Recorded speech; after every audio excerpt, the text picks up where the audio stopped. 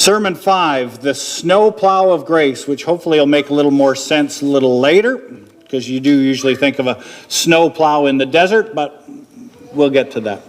Genesis chapter 33, if you're following in the guest Bible, on page 53. We're talking about how God is faithful and how he works through fragile people, the patriarchs of Genesis, and how God has been active in their lives. The lessons that we learn as God is trying to be active in our lives, showing that we don't have to be perfect or have it all together, because God is faithful and he works with fragile people. Today is about the theme of reconciliation, to repair or knit back together, to stitch a relationship. And reconciliation is possible because God often performs the pre-work in the hearts of others while we're still wrestling with him in the dark. While we're wondering what our step and stage might be, God is already at work and he's moved ahead of us and has things set up for the best success possible. So we're at now week 5 of a 9-week journey which explores the lives of the patriarchs to see how God's original design speaks to our current struggles. The series traces the narrative of Abraham, Jacob, a little bit of Isaac and Joseph, men who were deeply flawed when they were fragile in their path, but it reveals a God who was relentlessly faithful to his covenantal promises. God said he would do what he would do, and Genesis is a record of God at work doing all of the things that he mentions. But ultimately, the stories also serve as a roadmap. They point us toward Jesus. He's the true seed of Abraham, and he's the Lion of Judah. He became our safety net so that we can step out into liminal places like we use the trapeze. We can let go of the bar and reach for something else, knowing that Jesus has done what he has done, and he's there for us. Last week we looked at Jacob being left alone at the side of the river. That river was called Jabbok. A river, that name means he will empty or emptying. So for something to be filled, it had to be emptied out. Jabbok means you've emptied it, but it also is a river of decision. Because that is gone, new might come. Do you like that idea? That is emptied out so that new might come. A river of decision, transformation, so much that Jacob the deceiver is transitioned into Israel. He has a name change there, and a name change that ultimately now affects the nation. We know the Israelites because of this name change in chapter 32. He goes from the deceiver into Israel, he who struggles with God. Name change, different identity, and he behaves differently even the very next chapter over, which is where we're going. Because things weren't good between Jacob and Esau. They had had problems when they were younger. They'd had division and difficulty. And this is their first time getting back together after a long stint. The last thing that they said to each other is, if I see you again, Esau said, who was a hunter, if I see you again, I'll take your life. So they have been apart for quite a while. Jacob knows that. Jacob, now Israel, and Esau, they have a complex connection mentioned here in Genesis 32. Look at 32:11. Jacob is praying to God and saying, save me, I pray, from the hands of my brother Esau, for I'm afraid he'll come and attack me, and also the mother of my children, mothers with their children. Handling the concern with the truth that the promise of God was also passed along from his grandfather Abraham. So unlike before, he might consider this and just say, well, I'm not going to be near him. I'm not going to put myself in danger. He actually calls into account in verse 12 that God made a promise to Abraham that now, as the grandson, he carries. The promise is, but you have said, I will surely make you prosper and will make your descendants like the sand of the sea, which cannot be counted. He knows that God said that to Abraham, and now Jacob is the one, as Israel, carrying that forward. So he's of a split mind. On one side, he's concerned that Esau is going to kill him, but on the other side, God made this promise. So what am I going to do? Would his actions reflect his history? Or is his actions going to reflect the promise? Is he going to believe that God is true or that history is unchangeable? It's going to repeat itself. What he said then is what he's going to do now. It's one of the multiple accounts of sibling conflict, sibling rivalry that are in the Old Testament. Because it's a condition, it's a problem that can affect families today. An aspect of the fragile people of the section is that sibling conflict, the rivalry. Sibling conflict often stems from a complex mix of perceived favoritism, you like that child more than the other, unmet needs for validation, the long shadow of childhood roles.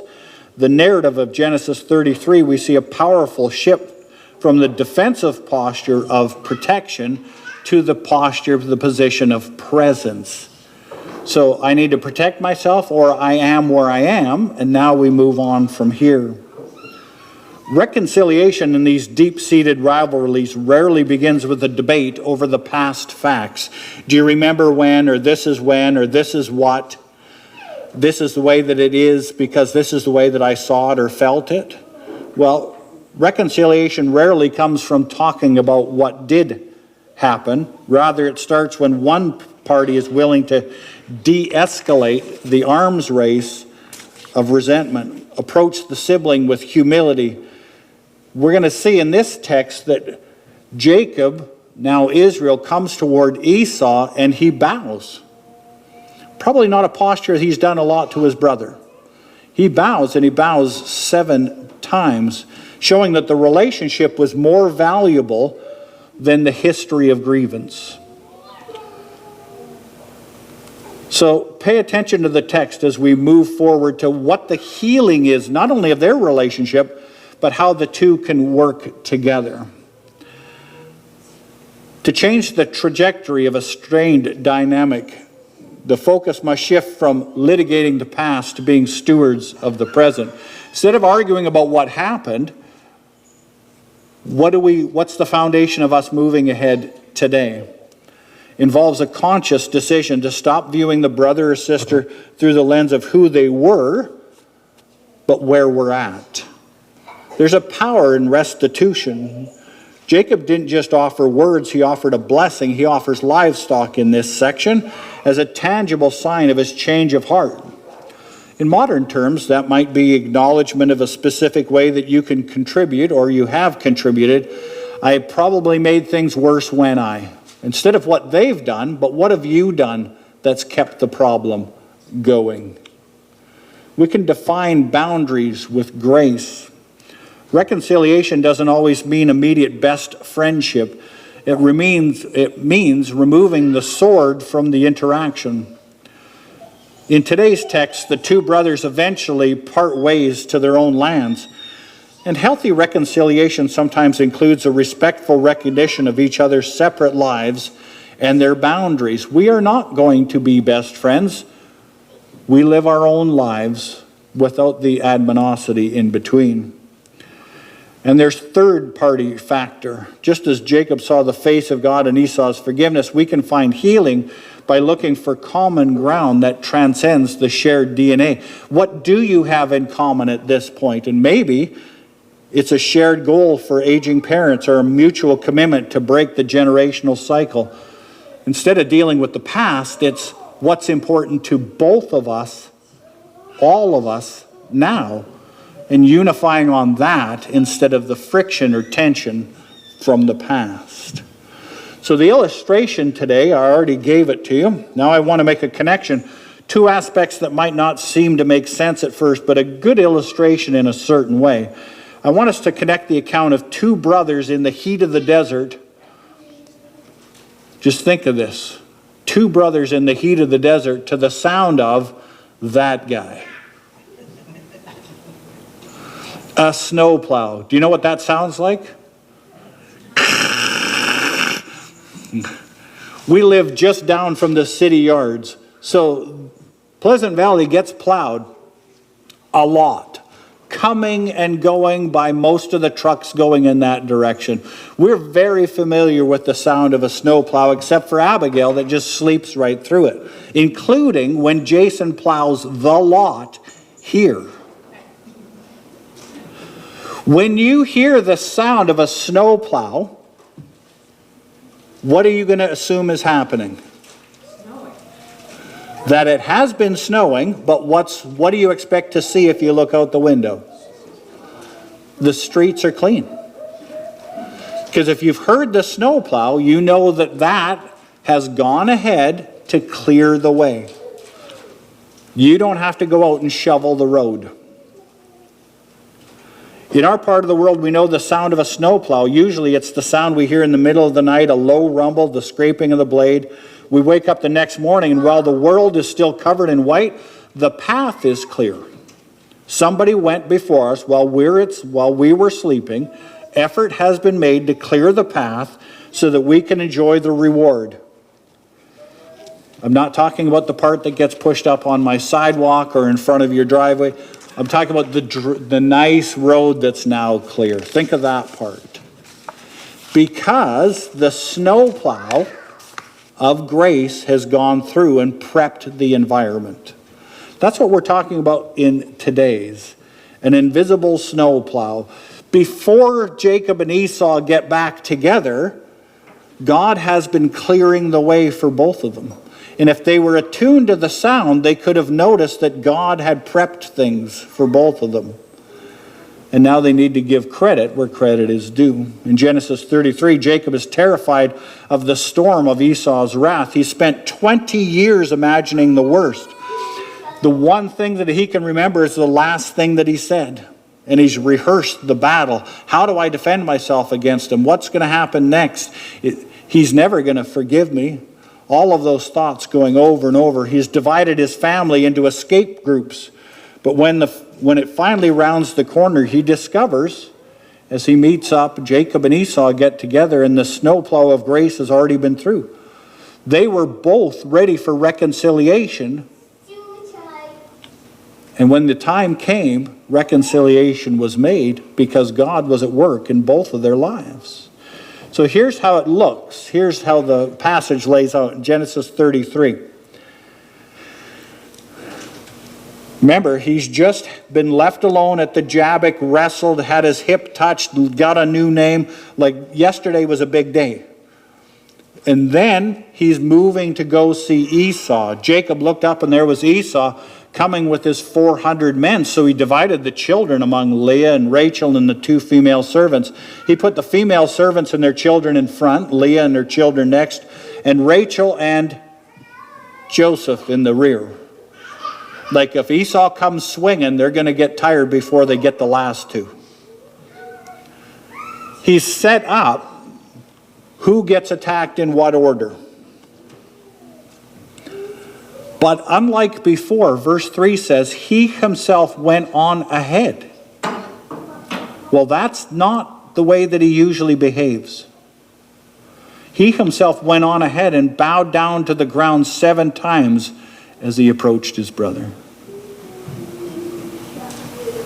Something happened, the wrestle with God, the touch of the hip. He comes away from Peniel a different person with a different view of how powerful God is, including that God could do something about his relationship with Esau. Does Esau come swinging? Verse 4, but Esau ran to meet Jacob and embraced him. He threw his arms around his neck and kissed him. And they wept.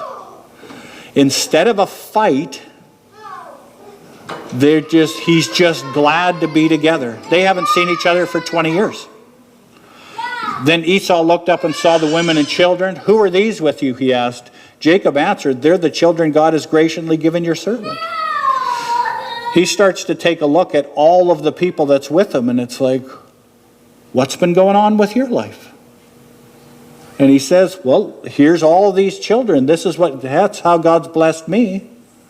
And the next part is, then the female servants and their children approached and bowed down. Next, Leah and her children came and bowed down. Last of all, Joseph and Rachel, and they too bowed down. They all show respect back to Esau.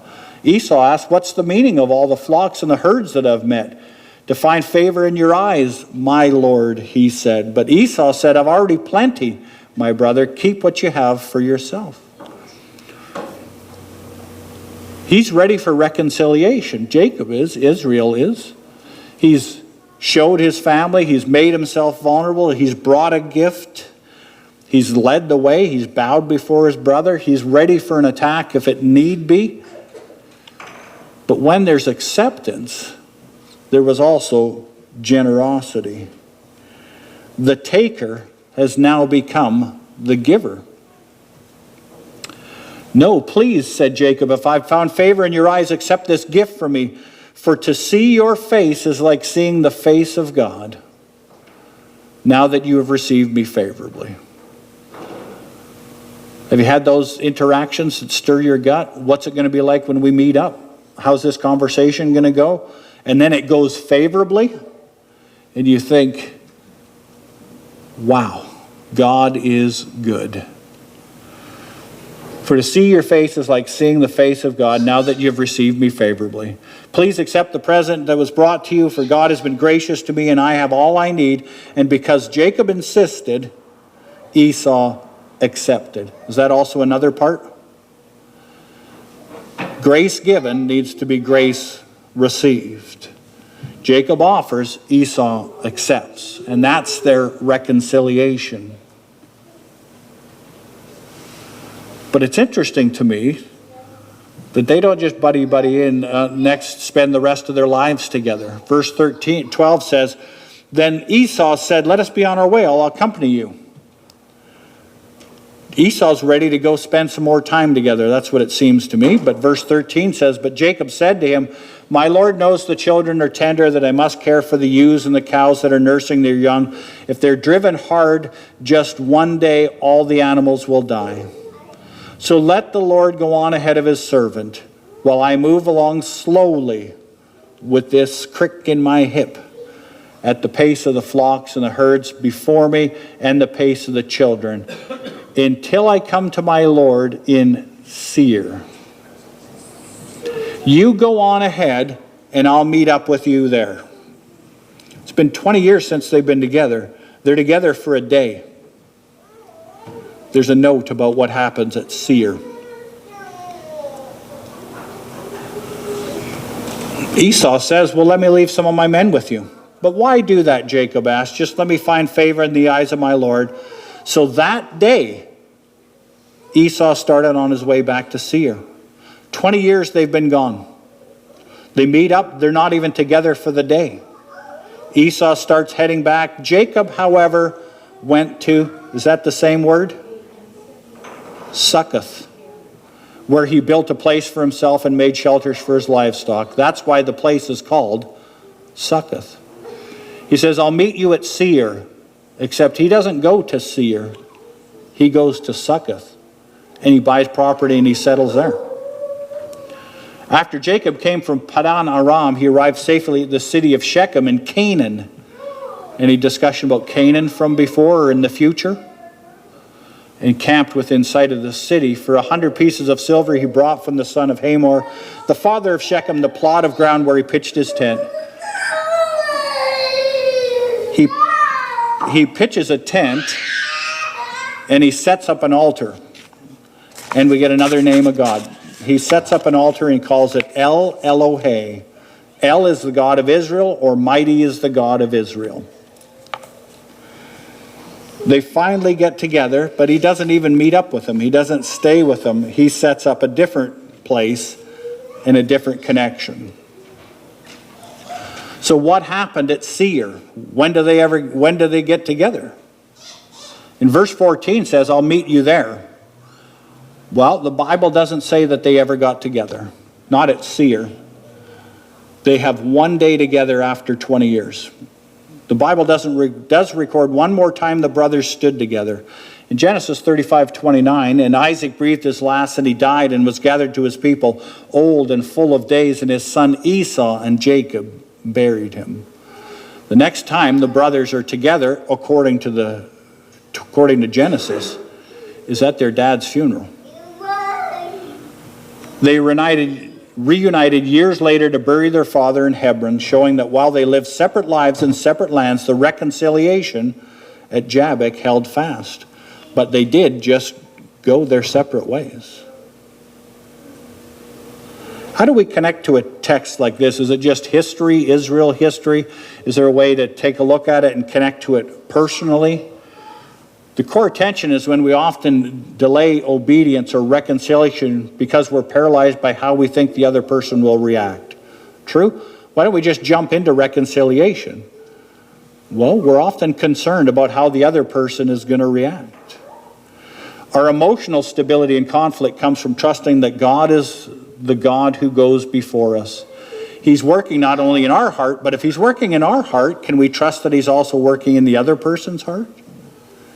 That takes some confidence in the character of God.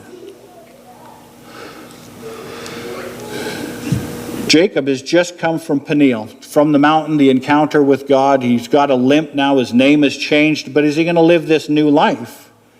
He's limping, he's tired, and now he looks up and he sees Esau with 400 men.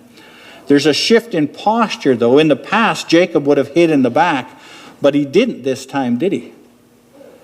He goes on in front. The person who has spent his life grasping is now leading. He's always been a grabber, but now he leads.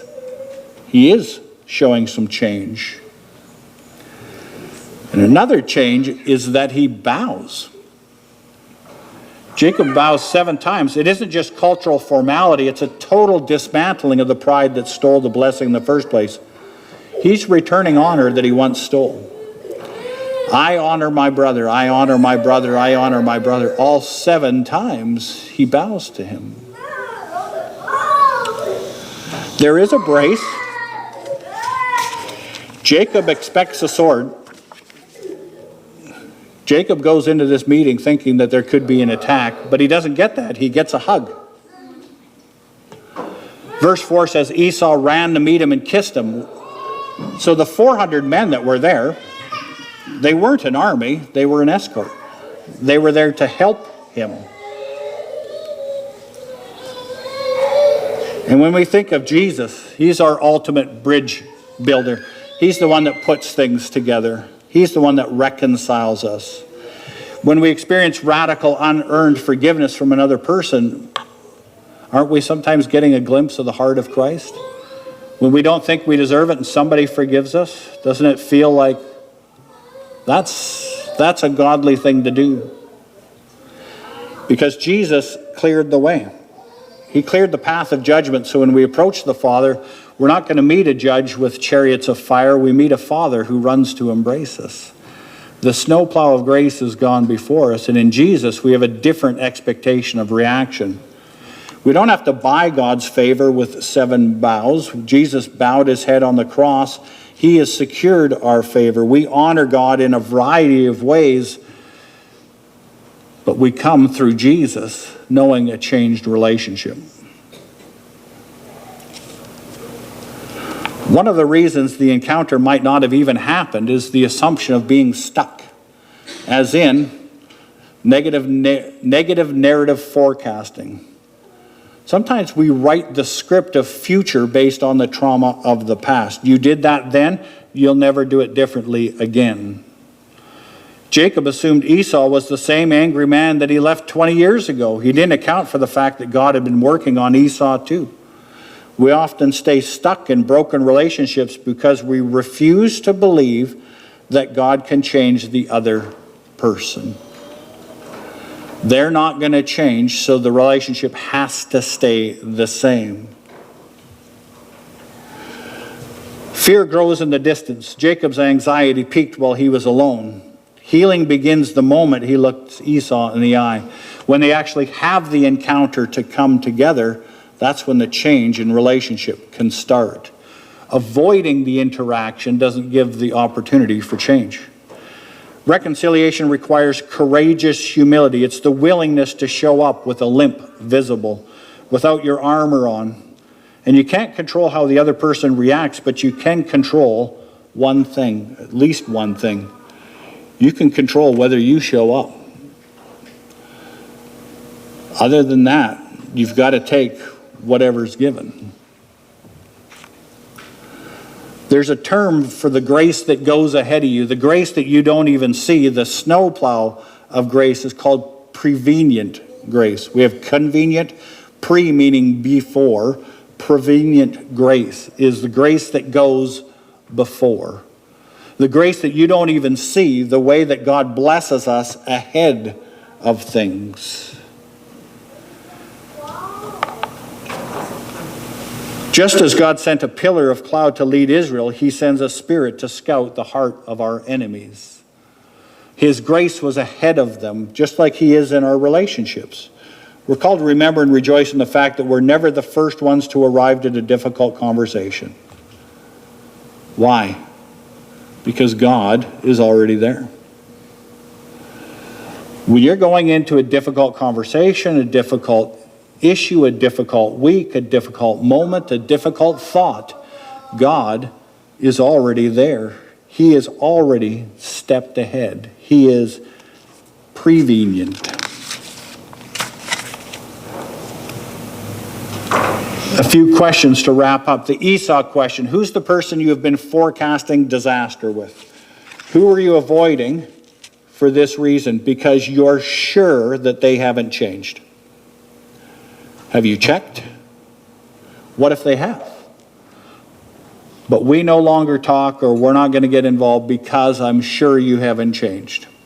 Maybe that's true, but maybe it's not. Where there's pride keeping you from the 7 boughs of humility, what blessing or right do you need to symbolically return to somebody that you've hurt? About restoring the relationship. Why wouldn't you show honor or grace or kindness? What's in the way? So this week, identify a gully of fear, a relationship or situation that feels impassable. We're not going to get through this, but we can pray, Lord, thank you for being the snowplow. I trust that you're already working in the other person's heart and mine. Give me the courage to show up with my limp and trust your grace. I trust that you're at work. And siblings in particular, if you have a sibling or family conflict, consider identifying a tribute you can offer to a sibling or family member this week. Not necessarily a financial gift, but a tribute of respect. It could be a phone call where you strictly listen without correcting their memory of a childhood event, or a thank you for a quality they possess that you've previously overlooked. But start with kindness. At least you can bury the hatchet. Jacob arrived at the Jabbok in the dark, wrestling for his life. He left the Jabbok with a limp, but in Genesis 33, he finds the truth of the promise in the most unlikely place, the eyes of the brother that he betrayed. The storm of 20 years was finally over, not because Jacob was clever, but because God was faithful. And so it changed him, it changed the nation, and the promise became true. This week we saw God at work in the heart of an estranged brother. Next week we begin the story of Joseph, chapter 37. We move from the reunion of brothers to betrayal by brothers. We'll explore what it means to trust God when he's working alone in the dark, or how the pit of our lives is God's palace-bound providence. Just because we're in a bad place now doesn't mean that God can't get us somewhere else with a bigger plan. Hopefully the chapter is encouraging. May the God who goes before you clear the path this week. Amen. May the Spirit of Christ give you the courage to bow in humility and run towards one another in grace. May you walk in the peace of knowing that before you take a single step into tomorrow, the Father's already there.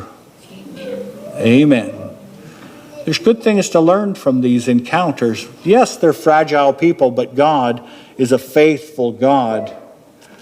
Next week, the illustration is the underside of a tapestry, looking at the life of Joseph. When things look all messed up, doesn't mean that they are. It just might mean that God is working. Thank you for